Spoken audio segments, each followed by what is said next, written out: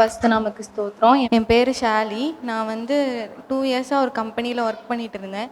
திடீர் ஒரு நாள் எனக்கு கம்பெனியில் ஒரு ப்ராப்ளம், எனக்கு வேலை இழக்கிற சூழ்நிலை. அப்போது ஆண்டவர் அங்கிள் மூலமாக பேசினாங்க, உன் ஸ்நானத்தில் வைப்பேன் அப்படின்னு சொல்லிட்டு. ஆனால் அதுக்கு வாய்ப்பே இல்லாத ஒரு சூழ்நிலையில் இருந்தது. அங்கிள் சொன்ன ப்ரேயரை நம்பி நான் போனேன். அதே மாதிரி அந்த கம்பெனியில் வேறு ப்ராஜெக்ட் இருக்குது, நாங்கள் உங்களை ரீட்டைன் பண்ணுறோம் அப்படின்னு சொல்லிட்டு ஆண்டவர் ஒரு அற்புதம் செஞ்சார். அப்புறம் நான் அடுத்த லெவலுக்கு போகலாம் அப்படின்னு சொல்லிட்டு நிறைய இன்டர்வியூ அட்டன் பண்ணேன். கடைசி லெவல் வரைக்கும் வருவேன். அதுக்கப்புறம் எனக்கு சேலரி டிஸ்கஷனில் போயிடும். அப்போது ஆண்டவரே, இதே சேலரியில் நான் கேட்குற சேலரியில் எனக்கு ஒரு நல்ல எம்என்சி கம்பெனியில் வேலை கொடுத்தீங்கன்னா நான் அன்பரின் பாதத்தில் ஒரு நாளில் சாட்சி சொல்கிறேன்னு ப்ரேயர் பண்ணியிருந்தேன். அதே மாதிரி ஆண்டவர் எனக்கு 100% ஹைக்கில் பெங்களூரில் ஒரு நல்ல ஜாப் எம்என்சி கம்பெனியில் வேலை கொடுத்தார். கர்த்தருடைய பரிசுத்த நாமத்துக்கு ஸ்தோத்திரம். ஹல்லேலூயா. கர்த்தருக்கு ஸ்தோத்திரம். என்னோட சாட்சி நிறுத்துக்காக ஸ்தோத்திரம். நான் பெங்களூர்லேருந்து வரேன். ஒரு வருஷமாக எனக்கு ஜாப் இல்லை, வேலை இல்லை. எனக்கு எங்கெங்கோ போனேன். இப்போ கூப்பிடுவாங்க, அப்போ கூப்பிடுவான்னுவாங்க. ஆனால் ஆளு வரதில்லை, பதிலும் வரதில்லை. ஏன் சப்பா, என் ஜபத்தை கேட்க மாட்டீங்க. நான் ஒரு நாள் அழுவேன். நான், ஆண்டவரே என் ஜபத்தை கேளுங்க, விண்ணப்பத்தை கேளுங்க, எனக்கு கிருபை தாருங்க சப்பான்னு. எனக்கு கிருபைனால எல்லாம் முடியும்னு ஆண்டவர் சொன்னார். அன்றைக்கி நான் ப்ரிப்பேர் ஆகாத போனேன். இன்றைக்கி ஆண்டவர் எனக்கு ஒரு வேலை கொடுத்தாரு. அது கொடான கடி ஸ்தோத்திரம். கர்த்தருக்கே மகிமை. ஜபம் செஞ்ச ஐயாவுக்கு, ப்ரேயர் டவருக்கு எல்லாருக்கும் ஸ்தோத்திரம்.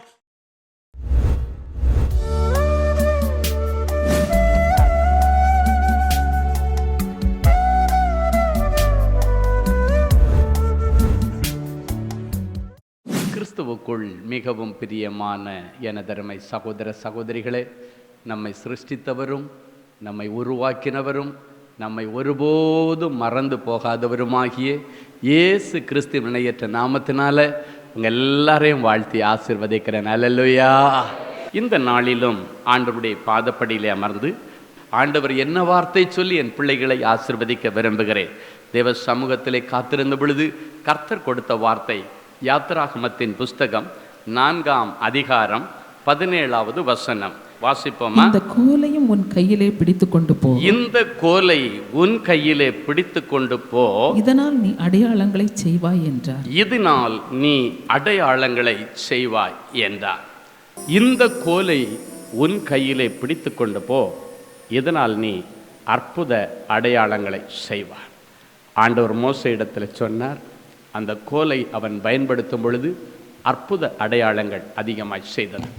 தாவீது ஒரு சின்ன கல்லும் ஒரு சின்ன கவனம் வச்சு பெரிய அரக்கனை வீழ்த்தினான். அடுத்தபடியாக இந்த எலிசா பாருங்க, ஒரு சின்ன கொப்பை வெட்டி போட்டு ஒரு பெரிய இரும்பு கோடாரியை மிதக்க பண்ணார். வாசிக்கலாம். 2 ராஜாக்களின் புஸ்தகம் 6ஆம் அதிகாரம் 5 முதல் 7 வரை உள்ள வசனங்கள். வாசிப்போமா? ஒருவன் ஒரு உத்திரத்தை வெட்டி விழுத்துகையில் கோடாரி தண்ணீரில் விழுந்தது. அவன் ஐயோ என் ஆண்டவனே, அது இரவலாக வாங்கப்பட்டதே. நான் இரவலா வாங்கிட்டு வந்திருக்கேன் இந்த கோடாரிய.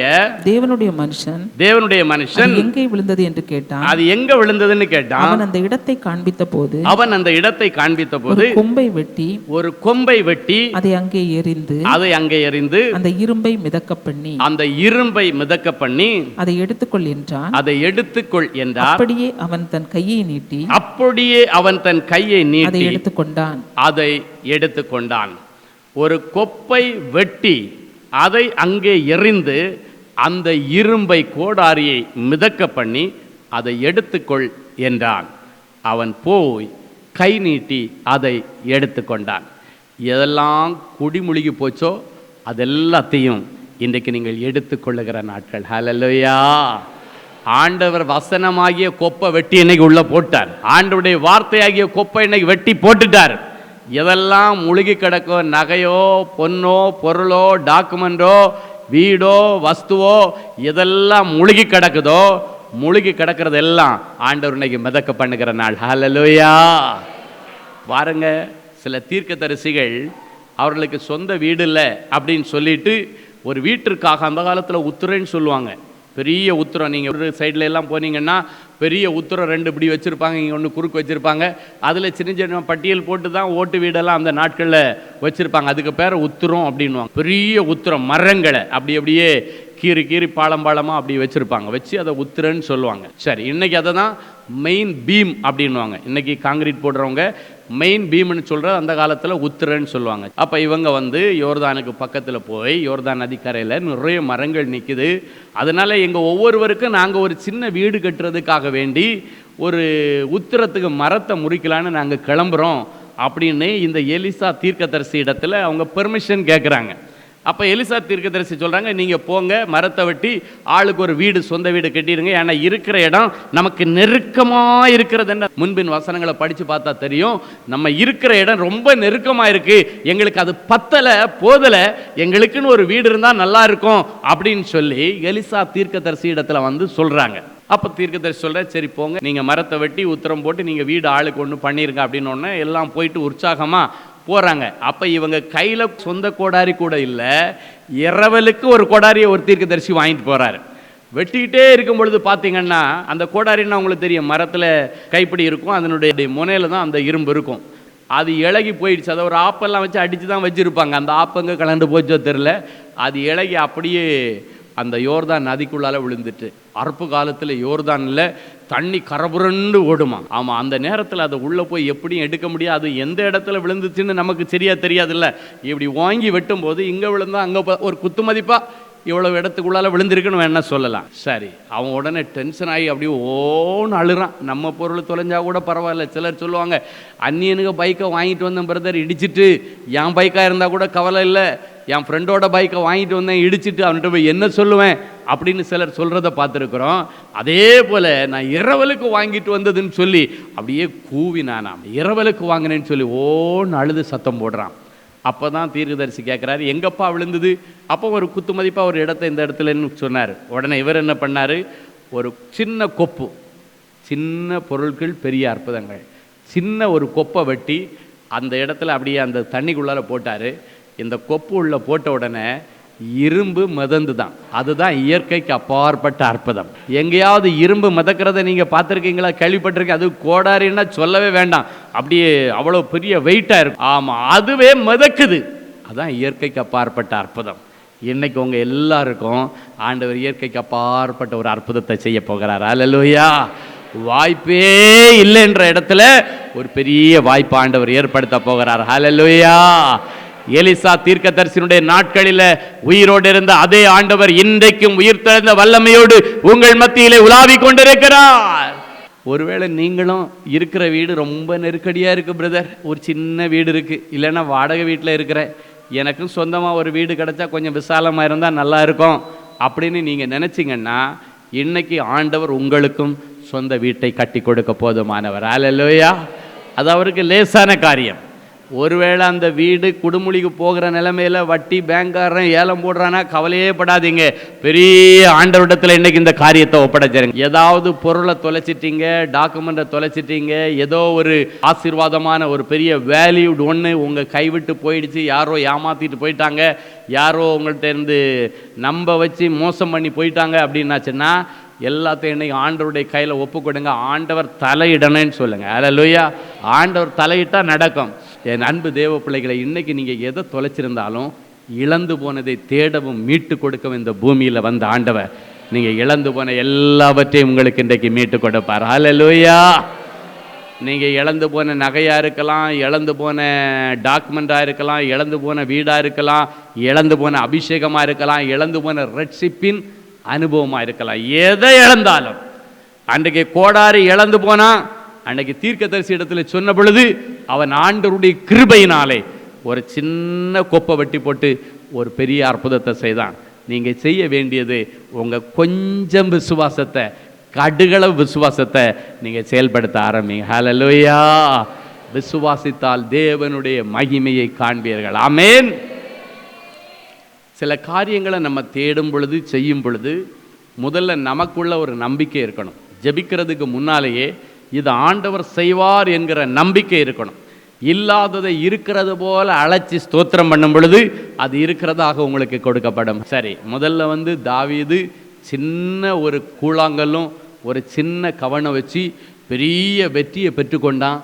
இந்த நாட்களுக்கு பிறகு உங்களுடைய தோல்வி எல்லாம் ஆண்டவர் இன்னைக்கு வெற்றியாக மாற்றப் போகிறார். அல்லேலூயா. ஆமாம், ஒருவேளை உங்கள் பிள்ளைங்களுக்கு 10 அரியர் 12 அரியர் வச்சிருக்கிறான கவலையே படாதீங்க. இன்னைக்கு ஆண்டவரிடத்தில் நீங்கள் விசுவாசத்தோட ஜெபம் பண்ணிட்டு போங்க. ஒரே டேக்கில் 15 அரியரை கூட அவனால் எடுக்க முடியும். ஆமேன். 20 அரியர் வச்சிருக்கிறானா 20 அரியர் அவனால் எடுக்க முடியும். எப்படின்னா உடைய சின்ன விசுவாசத்தை நீங்கள் செயல்படுத்துங்க. 2வது, இழந்து போன அந்த கோடாரியை மிதக்க பண்ண ஒரு சின்ன கொப்பை வெட்டி உள்ளே போட்டாங்க, அது மிதந்தது. உங்களுடைய சின்ன விசுவாசத்தை இன்றைக்கி நீங்கள் செயல்படுத்துங்க. இழந்து போன சகலத்தையும் ஆண்டவர் மறுபடியும் கொடுப்பார். ஹல்லேலூயா. யார் யார் உங்கள் பொருளை ஏமாற்றிட்டு போனாங்களோ, ஏமாற்றி இதோ வர்றேன்னு போனால் ஊரை விட்டு ஓடிட்டாங்கன்னே நீங்கள் நினைக்கலாம். ரிட்டையர்டான பணத்தை நம்பி அவனுக்கு ஒரு நல்ல காரியம்னு கொடுத்தேன் பிரதர், நான் வட்டி கூட வேண்டான்னு தான் சொல்லி கொடுத்தேன், ஆனாலும் நம்பி கொடுத்தேன், கடைசியாக ஊரை விட்டே ஓடிட்டாங்க, எங்கே போனாங்கன்னு தெரியலை, இன்றைக்கி நான் கஷ்டப்படுறேன், எனக்கு கிடைச்சா நல்லா இருக்கும் அப்படின்னு நீங்கள் கண்ணீரோடு வந்திருக்கிறீங்க. இன்னைக்கு ஏசப்பா சொல்கிறாரு, அவன் இருக்கிற இடத்துல இன்றைக்கி அவனை சந்திக்க போகிறான். ஹல்லேலூயா.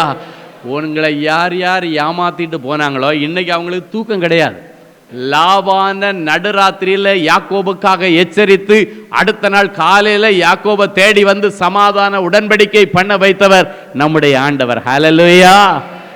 நடுராத்திரியில் ஆபிரகாமுடைய மனைவியை அபிமெலேக்கு ராஜா தூக்கிட்டு போகும் பொழுது, இவ உடம்பு மேலே உன் விரல் பட்டதுன்னா ஒன்னே உன் குடும்பத்தை சாவடிச்சிருவேன்னு எச்சரித்து தூக்கிட்டு போய் கெடுக்கணும்னு நினைச்சவன் ராத்திரி முழுவதும் அவளுக்கு பாதுகாப்பாக இருக்க வைக்கிறவர் நம்முடைய ஆண்டவர். ஆமேன். எப்போ நேரம் விடியும் இவளை கொண்டு போய் அவன் புருஷன்கிட்ட ஒப்படைச்சிடலான்னு விடிய விடிய இவளுக்கு ஏதாவது ஆயிடக்கூடாதுன்னு இவளுக்கு பாதுகாப்பாக இருந்தானா. அதெல்லாம் யார் செய்தது? ஏசப்பா செய்தார், ஆண்டவர் செய்தார். ஆமே. இன்னைக்கு உங்களுக்காக அப்படிப்பட்ட காரியங்கள் இன்னைக்கு ராத்திரி நடக்க போகுது. ஆமாம், இயற்கைக்கு அப்பாற்பட்ட அற்புதங்களை இன்னைக்கு ஆண்டவர் செய்கிறார். ஆண்டவர் சொன்ன அதை செய்வார். ஹல்லேலூயா. என் அன்பு தேவனுடைய பிள்ளைகளே, நல்ல தேவ செய்தியை கேட்டீர்கள், அருமையான சாட்சிகளையும் பார்த்தீர்கள். எனக்கு இப்படி ஒரு நல்லது நடக்காதா என்று ஏங்கிக் கொண்டிருக்கிறீர்கள். இன்றைக்கி இந்த செய்தியில் கேட்ட நல்ல ஆசீர்வாதங்கள் எனக்கு என் குடும்பத்துக்கும் பலிக்காதான்னு எதிர்பார்த்துட்ருக்கிறீங்க. அவைகள் பலிக்கும். அவற்றை நிறைவேற்றி தருகிற ஆண்டவருடைய சமூகத்தை நாம் நோக்கி பார்ப்போம். அன்பான எங்கள் நல்ல ஆண்டவரே, கோடி ஸ்தோத்திரங்களப்பா. இந்த நல்ல மனமகிழ்ச்சியின் வேளைக்காக உமக்கு நன்றி. இப்பொழுதும் உம்முடைய வார்த்தைகளை கேட்டுக்கொண்டு கண்ணீரோடு உம்முடைய பாதத்தை பிடித்து நிற்கிற என் பிள்ளைகளை கண்ணோக்கி பாரும். என் பிள்ளைகளுடைய குடும்பத்தில் உள்ள எல்லா போராட்டங்களுக்கு இன்றைக்கு ஒரு முடிவு வரட்டும். என் பிள்ளைகளுடைய வாழ்க்கையில் காணப்படுகிறதான எல்லா போராட்டங்களுக்கு இன்றைக்கு முடிவு வரட்டும். கண்ணீருக்கு முடிவு வரட்டும். ஏமாற்றங்களுக்கு முடிவு வரட்டும். அநேக இடங்களிலே ஏமாந்து போயிருக்கிற என் பிள்ளைகள் இனி எந்த உலக மனுஷன் முன்னிலையில் ஏமாந்து போகாதபடிக்கு தேவ ஞானம் இவர்கள் மேலே கட்டவிழ்த்து விடப்படுவதாகன்னு ஜெபிக்கிறோம். ஏமாற்றத்தின் நிமித்தம், ஏமாந்து போனதன் நிமித்தம் இழந்து போன செல்வங்களும் உடைமைகளும் பெயரும் புகழும் மறுபடியும் என் பிள்ளைகளுக்கு கிடைப்பதாகன்னு ஜெபிக்கிறேன். எந்தெந்த பிள்ளை வேலைக்காக பணத்தை கொடுத்து கொண்டு ஏமாந்து நிற்கிறார்களோ, இலவசமாக வேலையும் கொடுத்து பணத்தையும் திரும்பி பெற்றுக்கொள்ள கர்த்தர் அனுக்கிரகம் பண்ணுவீராக. உதவி செய்கிறேன் என்கிற பெயரில் ஏமாந்து போன பிள்ளைகள் அநேகம் பேர் கண்ணீரோடு நிற்கிறாங்க. நல்லதுக்கு தானே நான் கொடுத்தேன், என்னை இப்படி ஏமாற்றிட்டாங்களே என்று நிற்கிற பிள்ளைகள், ஏமாந்து போன அவர்களுடைய நகைகளும் பொருட்களும் பொன்களும் இவர்களுக்கு திரும்பி வருவதாக என்று செபிக்கிறேன். நண்பனுக்காக வேண்டி வீட்டை அடமானம் வைக்க கொடுக்க போனேன், இன்றைக்கி வீடு எனக்கு மிஞ்சாதோ கிடைக்காதோ என்று கதறிக்கொண்டிருக்கிற பிள்ளைகளுக்கு அதை மீட்டு தாரும். யார் யார் இவர்களை ஏமாற்றினார்களோ, ஏமாற்றினவர்கள் கண்களில் தயவு கிடைப்பதாக ஜெபிக்கிறேன். ஆண்டவர் தாமே இனி வருகிற நாட்களில் நல்லது கெட்டது எது எது என்று வகையறுக்கத்தக்கதான ஞானத்தை என் பிள்ளைகளுக்கு கொடுத்து, இந்த கபடு வாது சூது நிறைந்த இந்த உலகத்தில் என் பிள்ளைகள் ஞானமாய் நடந்து கொள்ள, கருத்தாய் நடந்து கொள்ள, கருத்தாய் பேச கர்த்தர் என் பிள்ளைகளுக்கு அனுக்கிரகம் பண்ணுகிறதற்காக உமக்கு நன்றி. உடைய குடும்பத்தில் இருக்கிறதான எல்லா தடைகளை உடைச்சி ஜெபிக்கிறேன். மகிமையான நல் விசேஷங்கள் உடைய குடும்பத்தில் வசனிக்கப்படும், பேசப்படும் என்று சொன்னீரே. மகிமையான நல்ல காரியங்களெல்லாம் குடும்பத்தில் நடக்கட்டும். இன்றைக்கு இவர்கள் செய்தியிலே கேட்ட அத்தனை நன்மைகளையும் ஆசீர்வாதங்களையும் இவர்களுடைய சிரசில் வைத்து இவர்களை ஆசீர்வதித்து ஜெபிக்கிறேன். இவர்கள் எதையெல்லாம் தங்களுடைய செவிகளை கேட்டார்களோ அவைகள் எல்லாவற்றின்படி இவர்களுக்கு ஆக கடவுதுன்னு சொல்லி இவர்களை நான் வாழ்த்தி ஆசீர்வதிக்கிறேன். பார்க்கிறேன். அநேக பிள்ளைகளுடைய வாழ்க்கையில் ஒரு அடி எடுத்து வச்சா 4 அடி சறுக்கிற நிலைமையில் இருக்கிறாங்க. அவர்களுடைய வழிகள் எல்லாவற்றையும் இனி உறுதிப்படுத்துவீராக. இனி கால்கள் சறுக்கக்கூடாது, முயற்சிகள் சறுக்கக்கூடாது, எல்லாம் என் பிள்ளைகளுக்கு சக்ஸஸ் ஆகட்டும், நீ செய்வதெல்லாம் வாய்க்கும் என்கிற வசனத்தின்படி இவர்கள் செய்வதெல்லாம் இனி இவர்களுக்கு வாய்ப்பதாகன்னு இவர்களை ஆசீர்வதித்து ஜெபிக்கிறேன். காணாமல் போன பொருள்கள் கிடைப்பதாக, காணாமல் போன பிள்ளைகள் வீட்டிற்கு திரும்பி வருவார்களாக, சண்டை சச்சரவுகளுக்கு முடிவு வரட்டும், கணவன் மனைவிகளால் இருக்கிற பிரிவினை மாறி மறுபடியும் ஐக்கியம் உண்டாகட்டும். கழுகு தன் பிள்ளைகளை கூட்டுக்குள்ளே சேர்க்கிறது போல இவருடைய முழு குடும்பமும் இயேசுவுக்குள்ளால் சேர்க்கப்படுவதாகன்னு நான் ஜெபிக்கிறேன். வேதனைகளுக்கும் நெருக்கங்களுக்கும் பஞ்சங்களுக்கும் விலக்கி காத்துக்கொள்ளும் இயேசுவின் மூலம் பிதாவே, ஆமென். கிறிஸ்துவுக்குள் அன்பானவர்களே, ஆண்டவராகிய இயேசு கிறிஸ்துவின் இனிய நாமத்தில் அன்பின் வாழ்த்துக்கள்.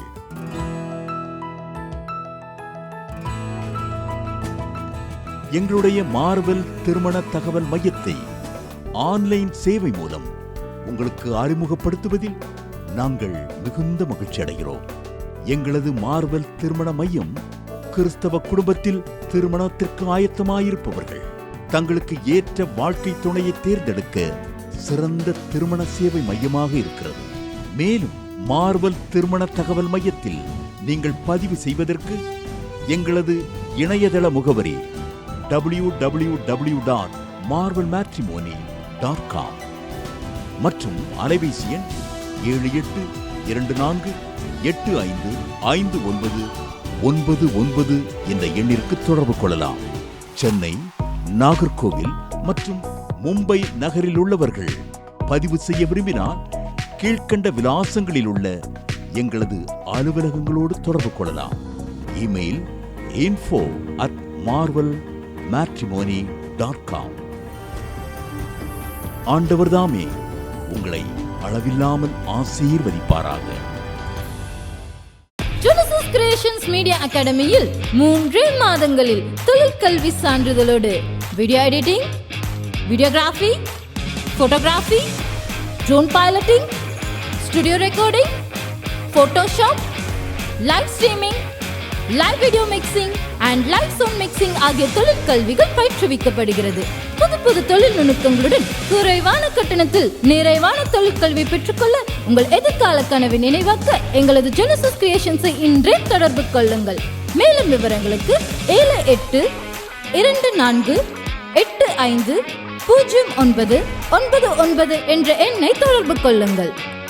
அன்பு தேவனுடைய பிள்ளைகளே, இந்நிகழ்ச்சியின் மூலம் நீங்கள் பெற்றுக்கொண்ட ஆசீர்வாதங்களை உங்கள் ஜெப விண்ணப்பங்களையும் அனுப்ப வேண்டிய முகவரி தேவனின் அன்பு ஊழியங்கள், எண் 340B பார் 1A 3B1 Vinayak avenue, OMR road, Okkiyam, Thoraipakkam, Chennai 600097. இது இந்தியன் ஆயில் பெட்ரோல் பங்க் எதிரில் அமைந்துள்ளது மற்றும் காக்னிசன்ட் டெக்னாலஜி சொல்யூஷன்ஸ் அருகிலும் அமைந்துள்ளது. மின்னஞ்சல் prayer@godsloveministries.co.in. எங்களது இணையதளம் www.godsloveministries.co.in. மேலும் 24 மணி நேர ஜெப உதவிக்கு 0444544799 மற்றும் 9941950999 என்ற எண்களுக்கு தொடர்பு கொள்ளுங்கள். கர்த்தர் தாமே உங்களை ஆசீர்வதிப்பாராக.